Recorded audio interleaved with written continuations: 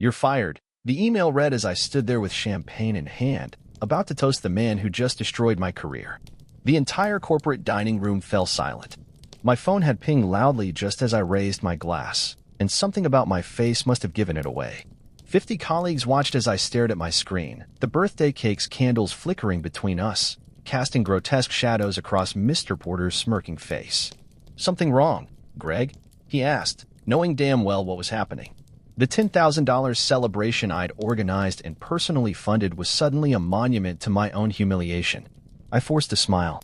"Nothing that can't wait until after your speech, sir." Then I did something that would change everything. I hit record on my phone and slipped it into my breast pocket. "To the best boss anyone could ask for," I said, raising my glass higher. "And to unexpected surprises." 2 months earlier, I'd volunteered to organize CEO Richard Porter's 60th birthday celebration. Not because I particularly liked the man, he was notorious for his cutthroat management style, but because after 8 years at Axiom Technologies, I knew this was my shot at the VP position opening next quarter. Porter valued loyalty and theatrics above all else. "You're really going all out, huh?" My colleague Diane leaned against my cubicle one Thursday afternoon while I confirmed the reservation at Dallas's most exclusive restaurant. 10 grand of my own money, I said, signing the deposit confirmation. "But the promotion's worth 20 times that in the first year alone." Diane's expression changed subtly. "Just be careful putting all your eggs in Porter's basket. Office politics can change overnight." I laughed it off. "I've been here longer than almost anyone. Porter practically told me the VP spot was mine after the Anderson deal closed." She gave me an odd look. "Have you spoken with Trevor lately, Richardson?" "Not since the quarterly review." "Why?" "No reason," she said, too quickly. "Just wondering who else is gunning for that corner office." I should have seen it then, the warning in her eyes, the careful choice of words. But I was too busy planning the perfect celebration, calling in favors with caterers, convincing Porter's wife to help with surprises, arranging video messages from industry leaders. For weeks, I worked double shifts, handling my actual job during the day and planning the birthday extravaganza at night. I maxed out 2 credit cards on deposits alone. My girlfriend Michelle had already left me 6 months earlier, claiming I was married to Axiom, so there was nothing stopping me from pouring everything into this event. The birthday and the promotion would be my redemption story. "You know," my friend Kyle from HR said when we grabbed drinks the week before the party, "I heard some strange things about next quarter's restructuring." "Like what?" I asked, distracted by the party playlist I was creating. "Just leadership changes. I'm not supposed to know yet."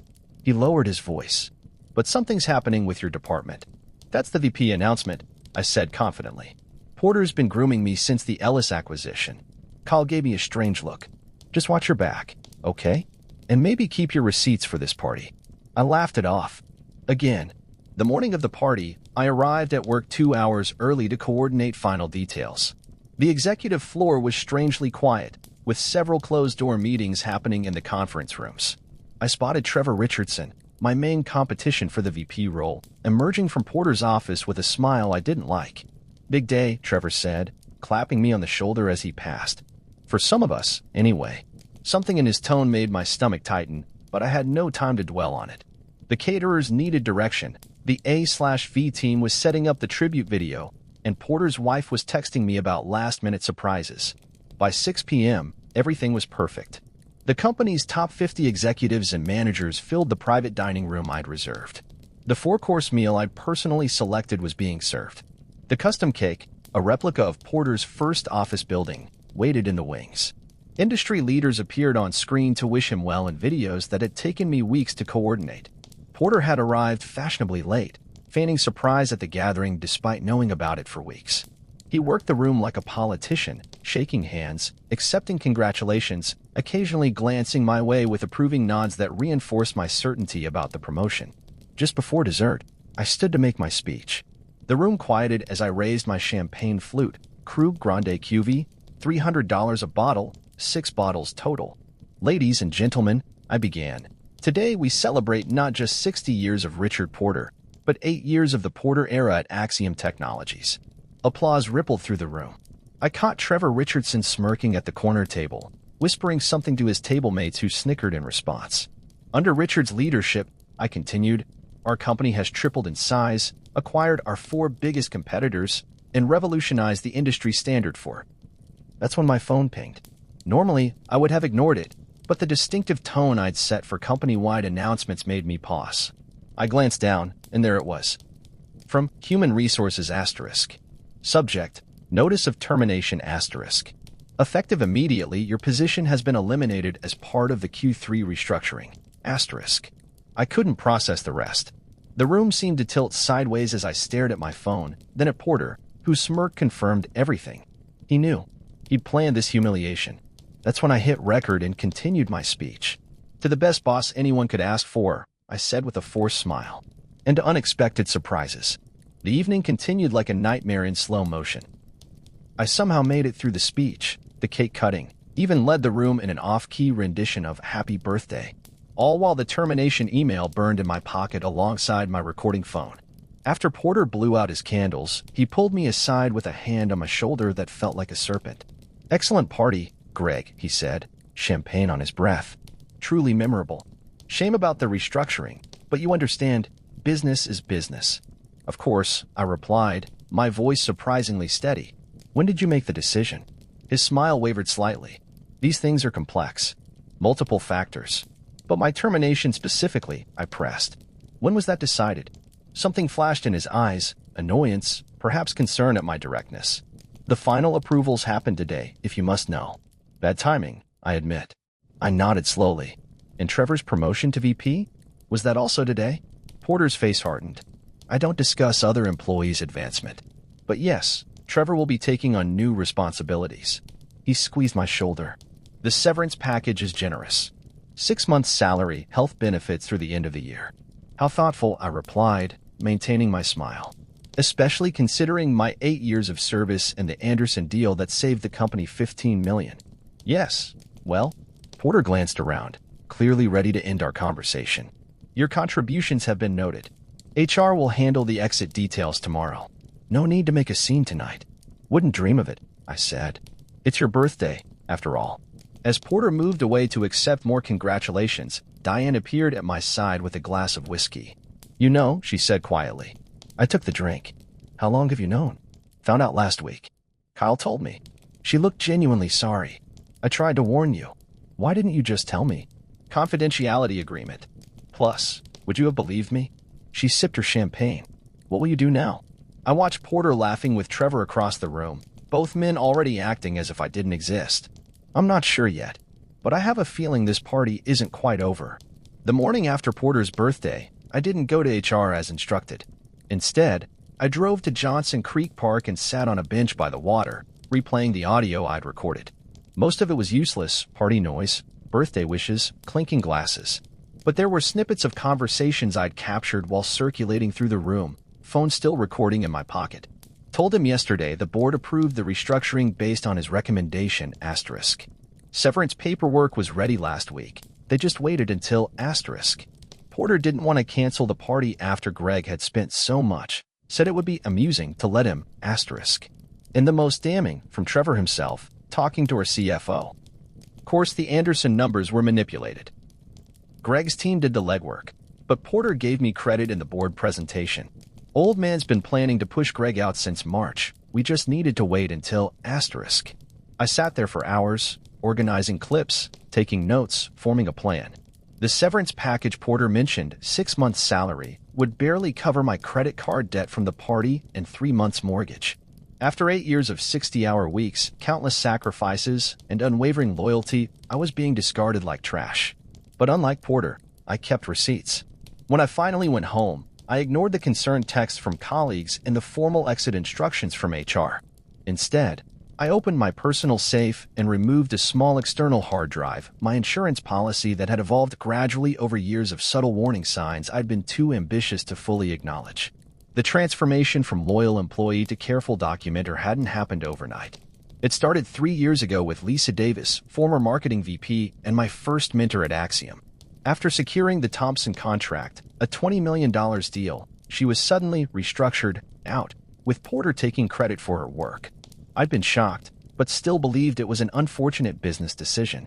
"Always keep a record of your work, Greg," Lisa had warned during our last coffee meeting.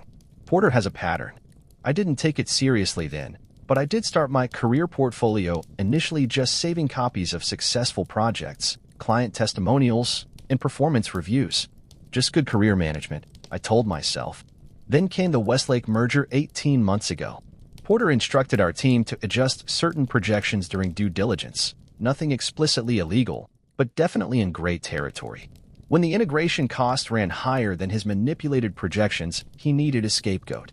Jeff Michaels, our CFO, took the fall despite having raised concerns in writing. After watching Jeff clean out his office, I began quietly backing up more sensitive materials. Emails where Porter directed questionable practices, notes from meetings where he ordered information concealed from clients, documentation of his systematic favoritism and retribution. Just covering my bases, I told myself, still believing I was different, too valuable to discard. Even as I methodically documented Porter's patterns, I remained outwardly loyal, convinced my dedication would shield me from his tactics. I'd never planned to use any of it. It was protection, nothing more. Insurance against becoming another Lisa or Jeff, respected colleagues who vanished overnight, their contributions erased from company history. Until now. I connected the drive to my laptop and began compiling evidence. The Anderson deal, Axiom's largest acquisition, had indeed involved manipulated projections. Porter had instructed me to massage the numbers, then blamed me in private board communications when the integration costs ran higher than promised. I had the original emails and the altered spreadsheets. Then there were the client overbilling practices Porter had instituted 3 years ago, carefully structured to appear as premium service fees, while actually double charging for basic services. I had documentation of the entire scheme, including Porter's explicit instructions to keep it between us. By midnight, I had compiled a devastating dossier. Not enough to land Porter in jail, perhaps, but certainly enough to destroy his reputation and potentially trigger shareholder lawsuits. My phone buzzed with another HR message. * final reminder to complete exit procedures tomorrow morning. Failure to comply will result in forfeiture of severance benefits. *. I smiled at the screen. They had no idea what was coming. The next morning, I dressed in my best suit, the one I'd worn to close the Anderson deal, and drove to Axiom's headquarters. The security guard looked surprised to see me. Mr. Hartman? I thought. Well, there's a note here about your access. Call Kyle from HR, I said confidently. He's expecting me for exit procedures. 5 minutes later, Kyle met me in the lobby, his expression a mixture of sympathy and professional detachment. Greg, he said quietly, this isn't necessary. I could have sent the paperwork electronically. I prefer to handle these things in person, I replied. And I need to collect my personal items. Kyle hesitated, then nodded. I'll escort you to your office, but I should warn you. They've already packed my things? How efficient. Porter's orders, Kyle admitted. I'm sorry about how this happened. As we rode the elevator, I kept my expression neutral. So Trevor got the VP spot. Kyle stared at the floor indicator. Announced this morning. Based on the Anderson acquisition success? Kyle gave me a sharp look. I can't discuss the rationale behind executive decisions. Of course not, I said as the doors opened to my floor. Just curious about the narrative. My former colleagues avoided eye contact as Kyle led me to my office, now emptied of personal items, with 3 cardboard boxes stacked by the door. My nameplate had already been removed. Take your time, Kyle said. I'll be at my office when you're ready to sign the exit paperwork. Once alone, I closed the door and quickly accessed my computer. As expected, my credentials still worked. IT always lagged on terminations. I inserted a USB drive and transferred several key files that weren't on my backup drive, then deleted certain emails that might contradict my narrative. Just as I finished, there was a knock at my door. Trevor Richardson entered without waiting for a response, his new VP pin already displayed prominently on his lapel. Hartman, he said with mock sympathy. Just wanted to say no hard feelings. Restructuring is always difficult. I stood slowly. Congratulations on the promotion, Trevor. The Anderson deal really put you over the top, didn't it? Something flickered in his eyes, caution, perhaps. Among other accomplishments. Funny, I said, considering I don't remember you in any of the key negotiation meetings. Trevor's smile hardened. That's why I'm in this position and you're, well, he gestured to the boxes. Porter recognizes who truly adds value. Speaking of value, I said casually, I'm having drinks with James Anderson next week. He's been reaching out, concerned about some post-acquisition discrepancies. The color drained from Trevor's face. James Anderson, The former CEO who sold his company to Axiom had become a major shareholder and retained a board seat. What discrepancies? Trevor asked, his voice slightly higher. I shrugged. Probably nothing. Just some projection versus reality gaps he noticed. I'm sure you can explain them at the next board meeting. Listen, Hartman. Trevor stepped closer, dropping his voice. Don't be stupid. You signed NDAs. Any attempt to disparage the company would be unfortunate. I finished for him. For someone. Anyway, just wanted to congratulate you on the promotion. Well deserved, I'm sure. I picked up my boxes and left Trevor standing in my former office, his expression shifting from smugness to uncertainty. Instead of going to Kyle's office to sign the severance papers, I took the executive elevator to the top floor. But first, I made a crucial call. 2 weeks ago, I'd helped Charles Wilkins, our most senior board member, resolve an issue with his daughter's college admission, a personal favor that had nothing to do with Axiom. He'd given me his private number with a promise. I owe you one, Greg. Today was collection day. Mr. Wilkins, it's Greg Hartman. I apologize for the interruption, but there's an urgent matter regarding the Anderson acquisition that requires immediate attention. I believe you're currently in a meeting with Mr. Porter. There was a pause. I am. What's this regarding specifically? Financial discrepancies that could expose the company to significant shareholder liability. I've been terminated, effective yesterday, and I'm about to leave the building with evidence that the board was deliberately misled. Another, longer pause. I see. How soon can you present this evidence? I'm on my way to Mr. Porter's office now. I'll make sure you're heard, Mr. Hartman. Porter's assistant Jennifer looked up in shock as I approached with my boxes moments later. Mr. Hartman, you can't. Mr. Porter is in a meeting with the board members. It'll just take a minute, I said, already moving toward Porter's double doors. I entered after a single knock. Porter sat behind his massive desk, facing Wilkins and another board member I recognized as Martin Drake. All three looked up, Porter with fury, Wilkins with calculated interest, and Drake with annoyance. Hartman, this is completely inappropriate. Porter thundered, rising from his chair. Security. Mr. Porter, I nodded calmly, then turned to the others. Mr. Wilkins, Mr. Drake. Thank you for allowing this brief interruption. I did no such thing. Porter snapped. Get out before. Actually, Wilkins interjected, his voice cool but firm. I think we should hear what Mr. Hartman has to say, particularly if it concerns certain aspects of the Anderson acquisition we were just discussing. Drake frowned deeply. Charles, this is highly irregular. Mr. Porter has already explained that this employee was terminated for performance issues. With respect, Mr. Drake, I said, I believe my performance reviews, all outstanding for 8 consecutive quarters, contradict that characterization. Porter's face darkened. 5 minutes, Hartman. Then security removes you. I set my boxes down and approached the desk. I was reviewing some documents related to the Anderson acquisition, cleaning up before departure, and found some concerning discrepancies between what the board was told and what actually happened. The room temperature seemed to drop by 10 degrees. Porter's eyes narrowed dangerously. Mr. Hartman is understandably upset about the restructuring, Porter said to the board members, but making baseless accusations. Not baseless, I interrupted, pulling out my phone. For instance, here's an email from Mr. Porter instructing me to adjust the integration cost projections downward by 30% before the board presentation. I showed the screen to Wilkins, who frowned deeply. And here, I continued, swiping to another document, is the original financial model showing the true projected costs $40 million more than what was presented to you. The younger board member leaned forward. May I see that? Porter's face had become a rigid mask. These are internal working documents, taken out of context by a disgruntled employee who's just been terminated for performance issues. Performance issues? I echoed. Interesting, considering my last 3 reviews were outstanding. I turned back to the board members. I also have documentation regarding certain billing practices Mr. Porter implemented that shareholders might find problematic. Porter slammed his hand on the desk. This is blackmail. No, I said calmly. This is me ensuring I receive fair compensation for 8 years of loyal service and the recent celebration I personally funded. I was thinking instead of the standard severance, perhaps a consulting agreement? 1 year, full salary and benefits to ensure a smooth transition. The room fell silent. The board members exchanged glances.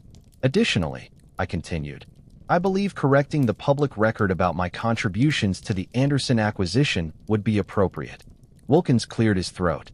Richard, perhaps we should discuss this privately with Mr. Hartman. Porter's complexion had turned from red to an unhealthy purple. You won't get away with this, he hissed at me. I smiled. I already sent copies of everything to my personal email before you deactivated my account.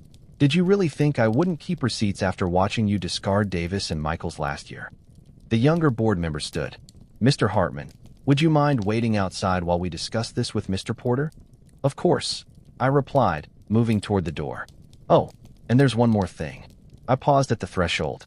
I recorded some interesting conversations at your birthday party, Mr. Porter, particularly about when exactly the decision to terminate me was made, and why the announcement was deliberately timed for maximum humiliation. Porter's eyes widened fractionally, the first genuine reaction I'd seen from him. You're bluffing, he said, but his voice lacked conviction. Would you like me to play Trevor's comments about who really did the work on the Anderson deal? I asked pleasantly. I'm sure the board would find it enlightening. As I closed the door behind me, I heard the beginning of what promised to be a very uncomfortable conversation for Richard Porter. Jennifer, Porter's assistant, stared at me from her desk. You should update your resume, I told her quietly. Things are about to change around here. 3 hours later, I sat across from Kyle in his HR office, reviewing the terms of my new strategic transition consultancy. This is unprecedented, Kyle said, still looking shocked. 12 months at full salary plus bonus potential, health benefits, and a public acknowledgement of your contributions to the Anderson acquisition. I signed the final page with a flourish. Business is business, right? What did you say to them? Kyle asked, his professional demeanor slipping. Porter looked like he was having a stroke when he called me to draft this. Let's just say I reminded him of the importance of accurate record keeping. I stood and straightened my tie, and the danger of underestimating someone you've trained to know all your secrets. As I walked out of Axiom's headquarters for the last time, my phone buzzed with a text from Diane. What the hell happened? Porter just announced he's accelerating his retirement plans, and the board is launching a strategic leadership review. Call me, asterisk. I smiled as another text came through. This one from James Anderson himself. Heard you're available. Let's talk Monday. I always thought you were the brains behind that deal. Asterisk. The sun felt particularly warm as I reached my car. I'd lost a job, but gained something more valuable.